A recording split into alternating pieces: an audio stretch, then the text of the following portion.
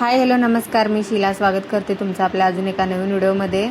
तर आजच्या व्हिडिओमध्ये ना मी मेथी पराठा केले ते सुद्धा शेअर करणार आहे पूर्ण डिटेलमध्ये. आणि अजून एक गोष्ट म्हणजे मला ना ब्लाऊजविषयी कमेंट येत होत्या बऱ्याच, तर त्या विषयावरती सुद्धा मी बोललेलं आहे. तर व्हिडिओ पूर्ण बघा, स्किप न करता. तर चला, सकाळ सकाळ ना मी फुलं तोडण्यासाठी आले होते आणि बाहेर ना पक्ष्यांचा आवाज किती छान येत होता, म्हणजे भारी वाटत होतं. म्हटलं चला आज ते थोडंसं तुम्हाला ऐकवावं. आणि मग इकडं बघा भरपूर फुलं लागली होती. आज सगळे फुलं तोडून घेतलं. तेवढ्यात बघा आऊसाहेब पण आला. वगैरे झाल्यानंतर पहिला माझं आवरलं, म्हटलं चला फुलं घेऊन यावं. तसं देवपूजा रोहिणीच करणार होती, पण मी फुलं तोडून न्यावं म्हटलं. भरपूर लागले होते आणि लई फुलं लागलेले दिसले की मला भारी वाटते तोडायला, त्यामुळेच मीच आज फुलं तोडून नेले. आणि मग आल्याला बघा पटकन मी लागले स्वयंपाकाच्या तयारीला. आणि काल ना मेथीची भाजी आणलं होतं, त्याचं भाजी करायचंच म्हणून मी काल निवडून ठेवलं होतं, पण भाजी ह्यांनी खात नाही. आणि तुम्हाला मी शॉर्ट व्हिडिओमध्ये सुद्धा सांगितलं होतं, बाजारांना रोहिणीनंच आणली होती आणि तिला माहीत आहे मला भाजी आवडते, कोणतं पण भाजी असू दे मला आवडते म्हणून तिला माहीत आहे. मी काय तिला लिस्टमध्ये सांगितलं नव्हतं की भाजी घेऊन ये म्हणून, पण तिने ना स्वतःहून आणली होती मेथीची भाजी.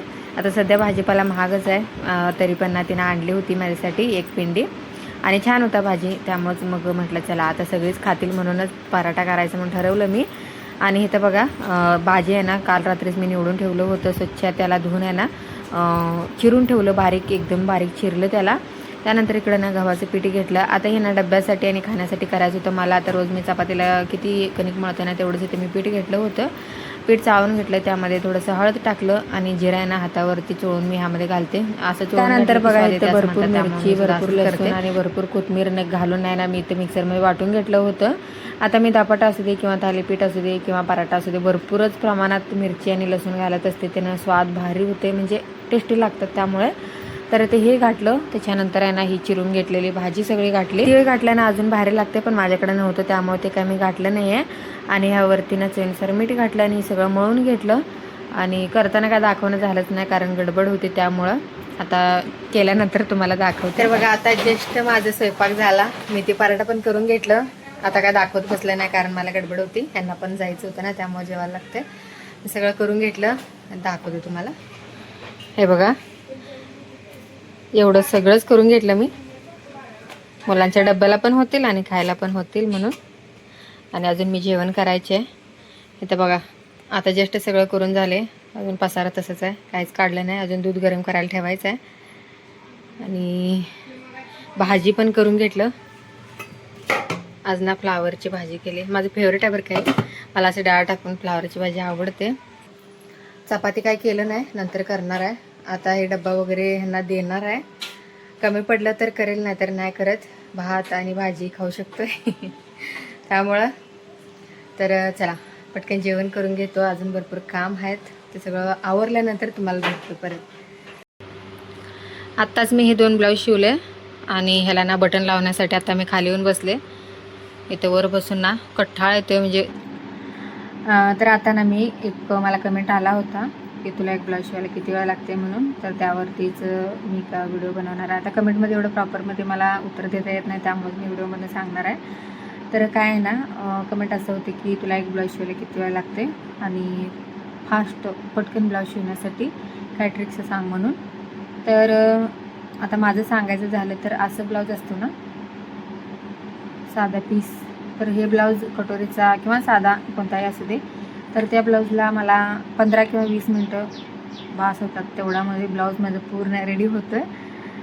माझं तर हात बसले त्यामुळे. आणि माझं ना 5-6 वर्षाचं मला एक्सपिरियन्स आहे. आपल्या एक्सपिरियन्सवरती सुद्धा असते आणि आपल्या कामाच्या स्पीडवरती असते आणि आपण परफेक्ट शिवतो, म्हणजे किती परफेक्ट आहे ह्या कामामध्ये ह्याच्यावरती असतं ते. आणि मला तर हे ब्लाऊज शिवायला एवढं वेळ लागते. आता तुम्ही नवीन असाल तर म्हणजे आता वर्ष झालं, 1.5 वर्ष झालं आणि कोण पण आता शिकत असाल तर असं एवढं फास्टमध्ये होणार नाही आहे. कमीत कमी मी सुरुवातीला शिवायची ना तेव्हा माझा दुसरा मशीन होता साधा, तर त्याला अर्धा तास लागत होता. मी परफेक्ट शिवायची, पटपट शिवायची, तरीसुद्धा ना त्याला मला अर्धा तास लागत होता. आणि ह्या मशीनला स्पीड पण आहे आणि मला हात पण बसले ना, पटपट शिवून घेते, त्यामुळं 20 मिनटामध्ये माझं हे ब्लाऊज रेडी होते. नवीन असेल तर अर्धा तास किंवा पाऊण तास पण लागू शकते. आता अस्तरच्या ब्लाऊजचं सांगायचं झालं तर मला ना 1 तास लागते, 1 तासामध्ये ब्लाऊज माझं रेडी होते. आणि डिझाईनचं ब्लाऊज असेल तर त्याला 1.5-2 तास लागतात. 2 तास लागतात. म्हणजे हेवी डिझाईन वगैरे असेल तर त्याला वेळ लागते आणि हेवी डिझाईन असेल तर जरा वेळ लागते. आणि डिझाईनच्या ब्लाऊजला ना म्हणजे टायमिंग सांगता येत नाही, जास्त कमी लागतेच.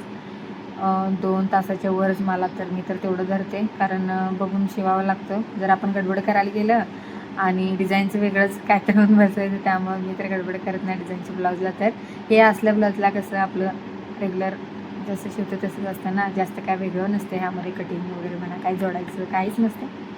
त्यामुळं खरं तर फिक्स तेवढं टायमिंग आहे माझं. आणि अस्तरच्या ब्लाऊजला 1 तास लागतो आहे, डिझाईनच्या ब्लाऊजला 2-2.5 तास असं लागते. तर असं काय मी शिवते. आणि तुम्हाला जर पटपट ब्लाऊज शिवायचं असेल तर सांगते.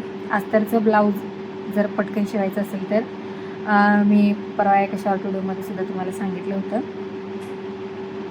अस्तर आपण जोडून घेतो ना, त्यावेळेला सगळ्याच पार्टचं एकाच वेळेला अस्तर जोडून घ्यायचं आणि एकाच वेळेला पटपट कटिंग करून घ्यायचं आणि एकाच वेळेला पटपट सगळे पार्ट जोडून घ्यायची. असं करत ना पटकन ब्लाऊज आपलं रेडी होते. तेच एक, बाकी काय नसते. आणि म्हणजे आपल्यावर डिपेंड असतं. म्हणजे आपण कसं ब्लाऊज शिवते, आपल्याला पटपट शिवायला येत असलं ना तर मग पटकन होते ब्लाऊज. आणि ब्लाऊज शिवत असताना ना हे ब्लाऊज मला आता एवढ्या टायमिंगमध्येच पूर्ण करायचं असं जर ठरवून बसलं ना, फिक्स त्या टायमात ब्लाऊज रेडी होतेच. मी बऱ्याच वेळेला असं ऑब्झर्व केले. आता हे ब्लाऊज मला शिवायचं आहे आणि आता जर 5 वाजले, मला हे 5:30पर्यंत ब्लाऊज शिवायचंच आहे म्हणून पटपट ही शिवायच्या हिच्याकडेच लक्ष घेऊन पटपट शिवलं ना की होते म्हणजे होते. असं पण तुम्ही करून बघा. जर नवीन तुम्ही शिवत असाल तर नक्की असं करून बघा, तुमचंसुद्धा स्पीड वाढेल. एवढंच सांगायचं होतं. तर आता ना 5:30 वाजले, 5:45 वाजले आणि आता मुलं पण येतील शाळेतून. अजून आवरावर करायचं आहे. आता ते माझे 2 ब्लाऊज शिवून झाल्यात, त्यातलं 1 ब्लाऊज आहे ते अजून मला रेडी करायचंच आहे. ते मी झाल्यानंतरच सांगणार होते, पण तेवढ्यात मुलं पण येतील, परत आवाज वगैरे येते, त्यामुळं मला बोलता पण जमणार नाही. म्हणून म्हटलं चला आता तुम्हाला आधी सांगते आणि मग ते ब्लाऊज रेडी करून ठेवते. ते झाल्यानंतर परत आवरावर करून मला परत उद्याची पण तयारी करायची. म्हणजे उद्या जे ब्लाऊज शिवायचं ते सुद्धा आज कटिंग करून ठेवायचं आहे. मग आता पटपट आवरायचं आहे मला.